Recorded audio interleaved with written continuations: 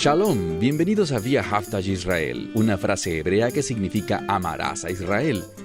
Esperamos que se queden con nosotros durante los próximos 30 minutos, ya que nuestro maestro, el Dr. Baruch, nos compartirá una enseñanza expositiva de la Biblia. El Dr. Baruch es profesor titular del Instituto Zera Abraham con sede en Israel. Aunque todos los cursos del instituto se imparten en hebreo, el Dr. Baruch se complace en compartir este video semanal en inglés con doblaje al español. Para más información, por favor, visítenos en amarasaisrael.org. Aquí está Baruch y la lección de hoy. Si ustedes han visto regularmente nuestro programa, sabrán que yo enfatizo la profecía, porque la profecía nos da la habilidad de discernir al Mesías mejor. Mucho de lo que el Mesías enseñó, lo enseñó desde un fundamento profético. Y eso es exactamente lo que veremos en este pasaje de la Escritura. Tomen sus Biblias y vayan conmigo al libro de Juan, capítulo 10. Ya hemos hablado de que el Mesías es un pastor. Les mencioné que existe un pasaje profético que habla del Mesías como el buen pastor, y que ese pasaje se encuentra en Ezequiel, capítulo 34. En este pasaje se contrasta a los pastores, es decir, los líderes de Israel, con el buen pastor, el Mesías. Y nos dice allí que Dios mismo guiará a su pueblo, que todos los que vinieron antes de él, es decir, cualquier otro que no era el Mesías, ellos vinieron para beneficiarse de las ovejas en vez de beneficiar a las ovejas. ¿Pero de qué hablábamos al final del estudio de la semana pasada? Que Yeshua abandonó el cielo, que se despojó a sí mismo, que tomó forma humana, para poder ser el buen pastor. Y eso es exactamente lo que veremos hoy para continuar con nuestro estudio en el Evangelio de Juan, capítulo 10. Veamos juntos dónde quedamos la semana pasada, en ese pasaje de las Escrituras en el Evangelio de Juan, capítulo 10, versículo 11. Y yo soy el buen pastor. ¿Qué significa ese término bueno?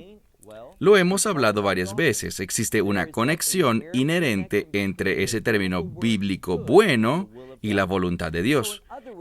En otras palabras, cuando Él dice yo soy ese buen pastor, no está diciendo, muy bien, voy a hacer una lista de todas las cosas que yo quiero, te daré los sueños de mi vida para que los puedas cumplir, porque eso me parece bueno, según mi criterio. Eso no es en lo que Él está interesado, ni es lo que Él va a hacer. El buen pastor, esa palabra bueno, está relacionada con la voluntad de Dios. Así que el buen pastor te va a conducir a cumplir la voluntad de Dios para ti.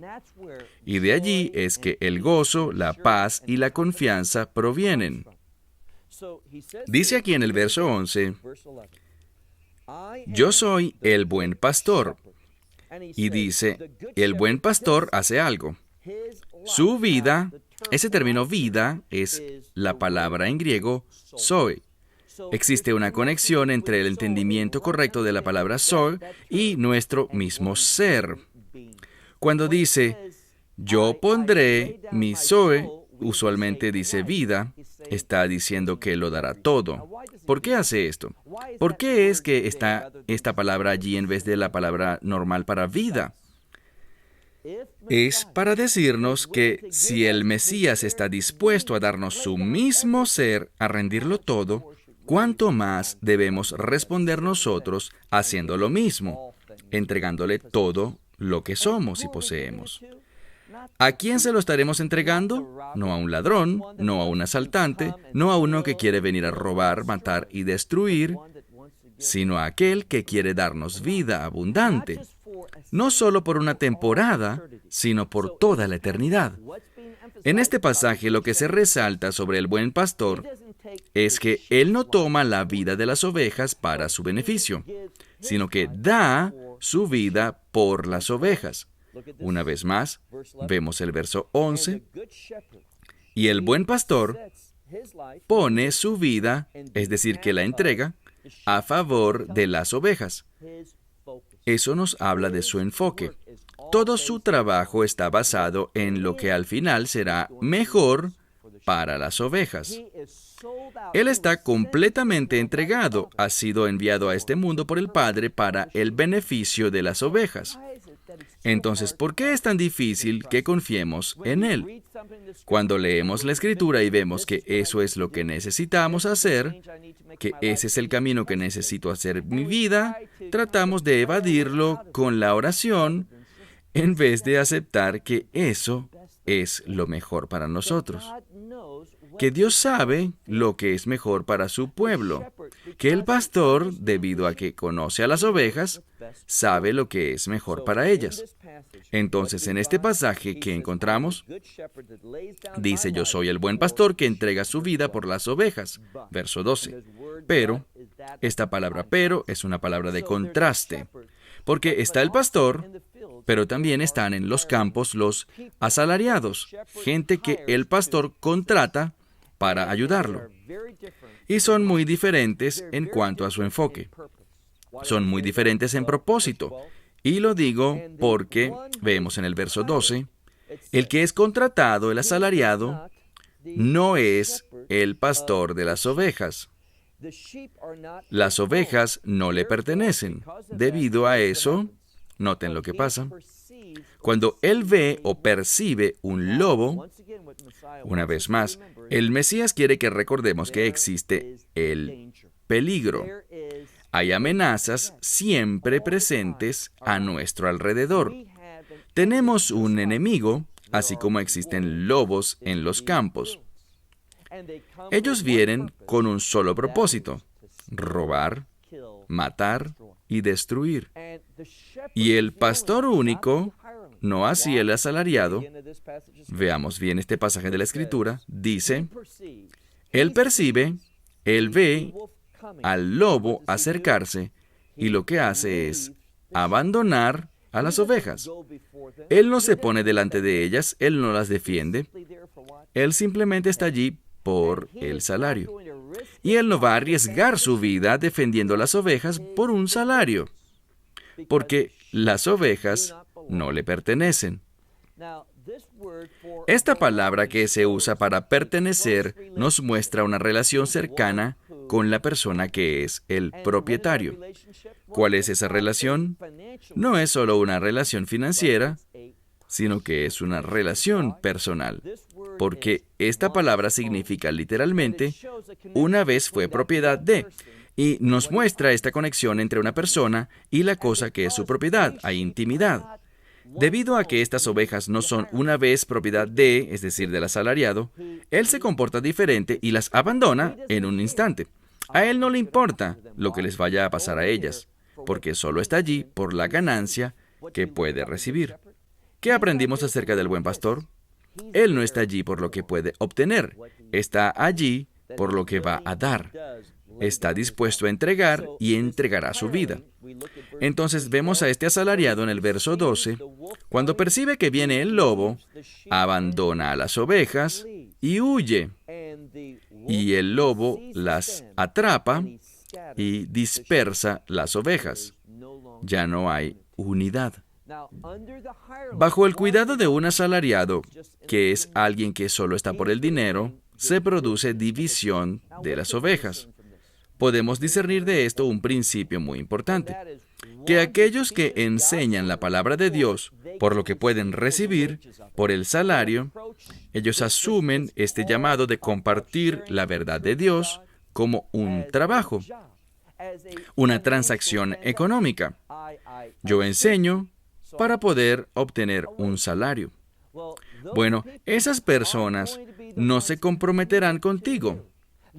Ellos no se preocupan por tu bienestar, porque nunca entraron a hacer eso por ti. Ellos lo hicieron, pero no por un llamado de Dios, sino por un deseo de ganancia. Por eso es que el asalariado es un asalariado, su deseo era un salario. Y cuando se trata de arriesgar cualquier cosa personal, llegar a conocer esas ovejas, ser su defensor, darles ayuda, él no se comprometió con eso. Él nunca va a arriesgar nada personal porque sus deseos personales son prioridad. Dice aquí que el lobo viene, las atrapa y dispersa a las ovejas, porque el asalariado huye, ya que es un contratado. Y aquí aparece esa frase, porque no les importan ellas, es decir, las ovejas. Pero yo soy, vean el verso 14, lo dice nuevamente, yo soy el buen pastor. Buen pastor es igual a la voluntad de Dios, ese es su objetivo, que la voluntad de Dios se convierta en una realidad para las ovejas. Les preguntaré algo, ¿estás interesado en la voluntad de Dios? Si es así, tendrás que tomar la decisión correcta acerca de Yeshua. Él es el único que puede cumplir el plan de Dios para tu vida.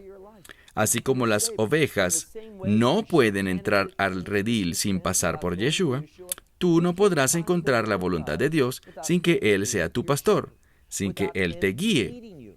Dice aquí en el verso 14, yo soy el buen pastor y yo conozco, ¿qué? Yo conozco a las mías y las que son mías me conocen. Porque así como yo conozco al Padre, también, así como el Padre me conoce a mí y yo conozco al Padre. ¿Qué está haciendo? Este es un hermoso pasaje que está tratando de enseñarnos una verdad importante. La razón por la cual Yeshua puede ser tan exitoso en la voluntad de Dios es que Él conoce al Padre. Ahora, ustedes por su propia cuenta no poseen medios, habilidades, ni forma alguna de conocer al Dios Padre. Eso es imposible. Pueden saber que Él es, pero no pueden conocerlo. ¿Por qué? Porque solo pueden conocer al Padre a través de conocer al Hijo. No pueden tener la voluntad de Dios en su vida sin que el Hijo les guíe, les dirija, sin que Él sea el pastor de su vida. Así que veamos nuevamente en este pasaje lo que dice Yeshua, verso 14. Yo soy el buen pastor, y yo conozco a las mías, y yo soy conocido por ellas, así como el Padre me conoce, y yo conozco al Padre. Debido a esto, Él puede hacer aquello que es la voluntad de Dios. Dice, y mi vida yo pongo, o doy, o entrego, a favor de las ovejas. Esto es lo que está diciendo.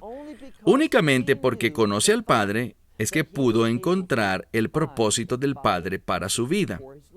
Por eso es que dejó el cielo y vino a este mundo. De la misma manera, cuando uno conoce al buen pastor, solo cuando conocemos a Yeshua es que podremos tener una vida sacrificial. Solo así podremos dejar de vivir para nosotros y podemos dejar de reflejar al asalariado para empezar a reflejar a Yeshua y poder preocuparnos por la voluntad de Dios. Insisto, este es el problema. La mayoría de las personas luchan con algo, una lucha entre lo que ellos quieren y la voluntad de Dios. Es una batalla interna que se está librando. ¿Cuál es la solución?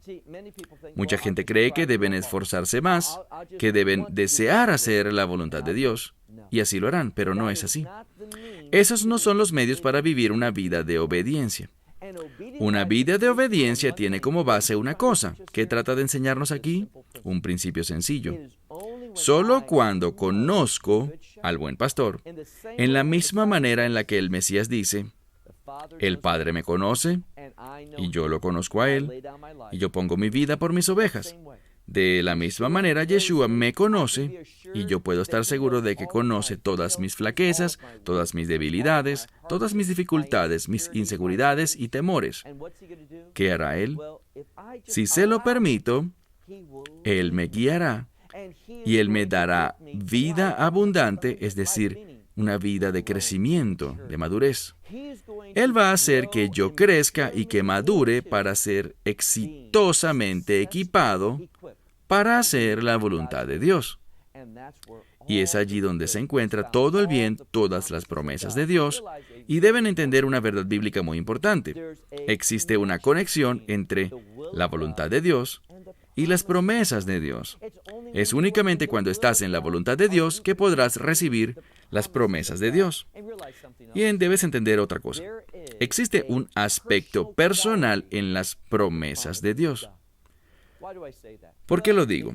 Si ves en el libro de Primera de Corintios, capítulo 3, donde se habla de las recompensas, Él no hace esto, crear muchas recompensas para la humanidad, y luego dice, muy bien, has ganado tanto, así que puedes ir y tomar tu parte.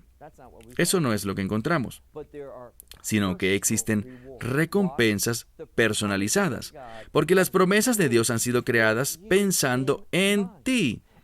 Y lo que Dios quiere hacer es obrar en tu vida, quiere moverse en tu vida de tal manera que te prepare para que estés en su voluntad y te conviertas en un receptor de sus promesas. Piénsalo de esta forma. Si alguien dijera, quiero comprar unas 1000 obsequios. Bueno, tengo una gran empresa y quiero darle a mis empleados, a mis 1000 empleados quiero darle un regalo a cada uno. Y por eso va a Amazon, escoge algo y dice, me gusta eso, quiero 1000 de esos. Esa persona no entregó esos regalos con ninguna intención especial para ese empleado individual.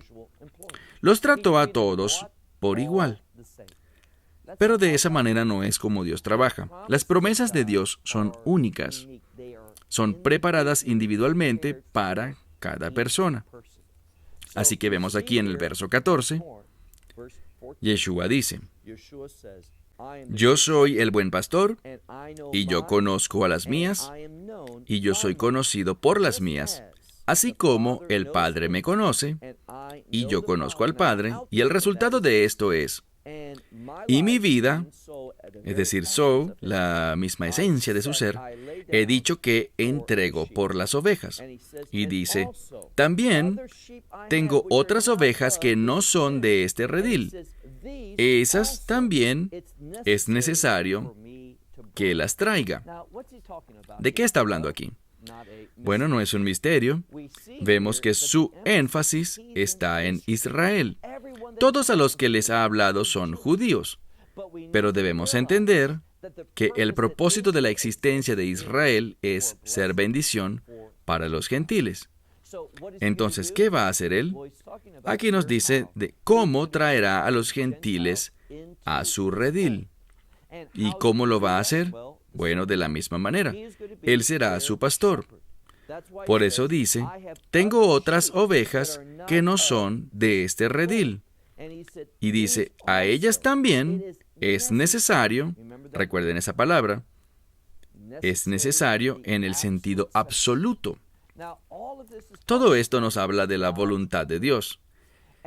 Y la voluntad de Dios del reino es que su reino esté lleno de ovejas de toda tribu, lengua, pueblo y nación.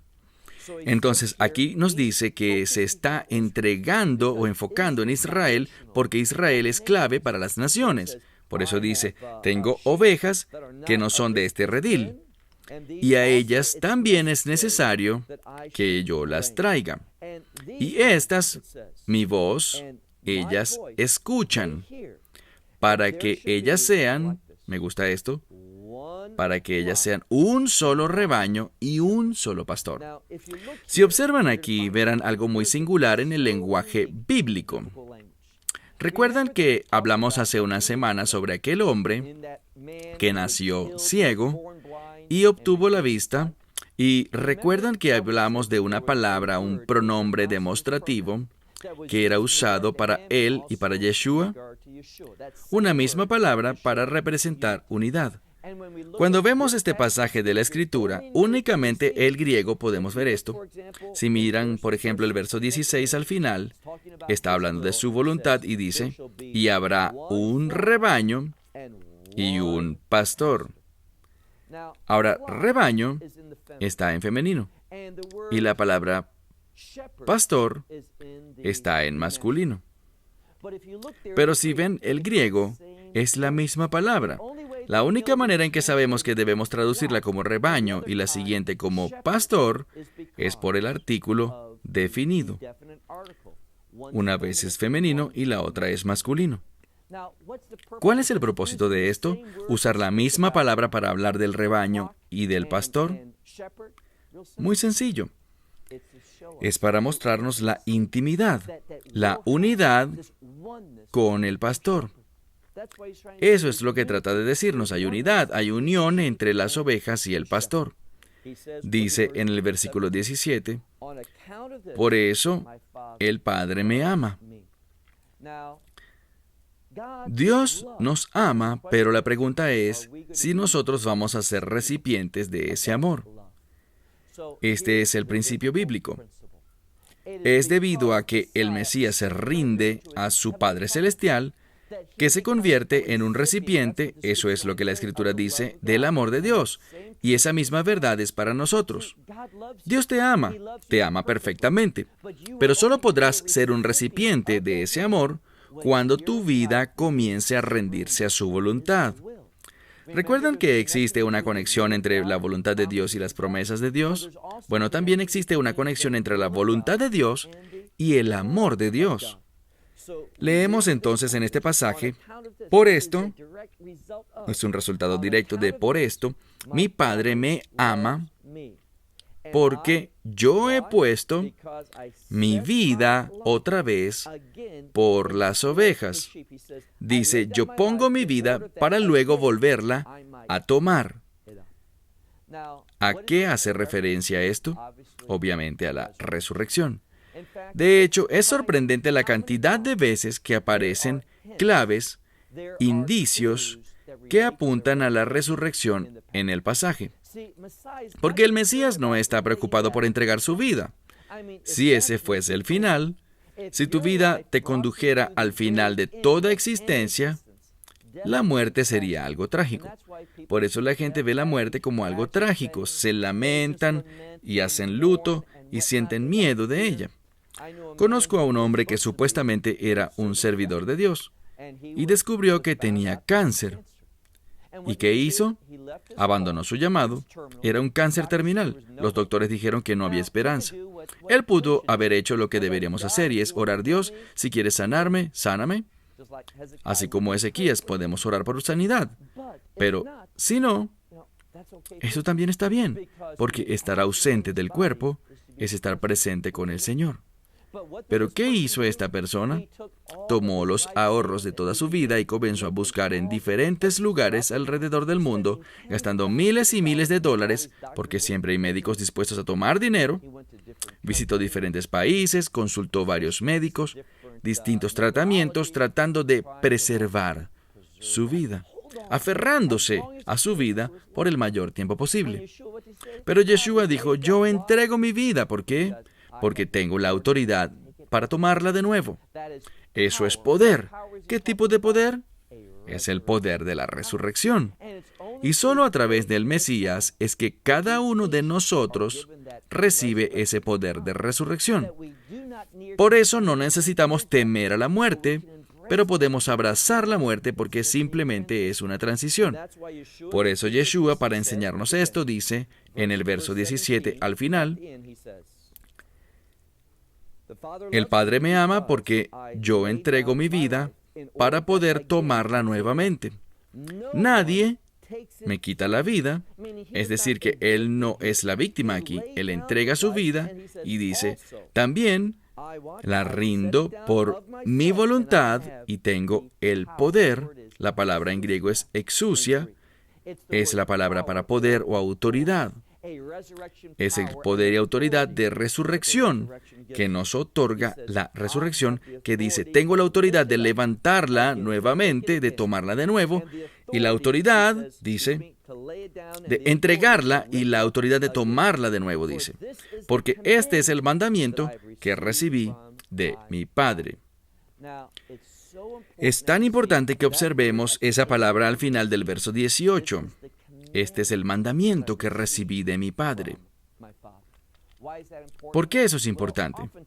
Con frecuencia vemos que a la gente no le gustan los mandamientos. Que al oír mandamientos pensamos, ahora tengo que hacer lo que Él quiere en vez de hacer lo que yo quiero. Esa es una persona cuyo corazón no ha sido afirmado. Porque si nuestro corazón está afirmado, y aprendimos hace muchos meses que ese término Leif Nohon, un corazón afirmado, también puede ser Leif Nohon, un corazón corregido. Un corazón corregido va a desear los mandamientos de Dios, porque fue debido al deseo de Yeshua sobre la base de su conocimiento de su Padre Celestial, que el amor es un ejemplo para todos. Se ha revelado a través de él, de su experiencia, se ha revelado para nosotros. Y es un resultado del amor de Dios que Yeshua recibiera el mandamiento. Lo que la Escritura trata de decirnos es que Dios nos ha dado mandamientos como resultado de su amor por ti y por mí. Porque los mandamientos manifiestan la voluntad de Dios. Son las instrucciones de Dios para nosotros, para que le obedezcamos, y a través de la obediencia encontramos una expresión del amor de Dios, y encontramos el cumplimiento de la voluntad de Dios. Somos atraídos a la intimidad, tenemos acceso a las promesas de Dios. Los mandamientos son el medio para producir una gran unidad. Y por eso es que en el hebreo, la palabra mandamiento o mitzvah proviene de la misma palabra que nos habla de unidad. Solo podemos tener unidad con Dios si abrazamos los mandamientos de Dios. Eso es lo que Yeshua hizo por nosotros. Él abrazó el mandamiento de su Padre. Él entregó su vida, pero también tiene la autoridad para tomarla de nuevo. Y este acto de tomarla de nuevo es su victoria. Es la resurrección la que nos muestra su victoria sobre el pecado. ¿Recuerdan lo que hablamos hace varias semanas cuando Yeshua escupió en el suelo? ¿Cuál era el significado de eso? Él maldijo la carne humana. ¿Por qué? Porque está condenada a morir. Un día seremos separados de este cuerpo de muerte. La pregunta es, ¿cuál será el resultado? ¿Experimentaremos una resurrección para vida? ¿Una resurrección para gloria? ¿Una resurrección de la experiencia de su reino? ¿O, como dice Daniel, resucitaremos para vergüenza y lamento eterno? No hay lugar intermedio. Resucitamos en el reino, un reino de bendiciones, un reino de la presencia de Dios, un reino de gozo donde no habrá más lágrimas, o será una resurrección de condenación y vergüenza eternas. No hay lugar intermedio, y Dios nos da el poder para escoger. A través de Yeshua escogemos la vida. Bueno, se acabó mi tiempo. Hasta la próxima semana y que Dios los bendiga. Esperamos que te hayas beneficiado del mensaje de hoy y lo compartas con otros. Por favor, haz planes para unirte a nosotros cada semana en este momento y en este canal para otra transmisión de amarazaisrael.org. Nuevamente, para obtener más información sobre nosotros, visita nuestra web amarazaisrael.org, donde encontrarás muchas otras conferencias de Baruch en formato de video. Hasta la próxima semana. Que el Señor te bendiga en Yeshua HaMashiach, Jesús el Mesías, mientras caminas con Él. Shalom desde Israel.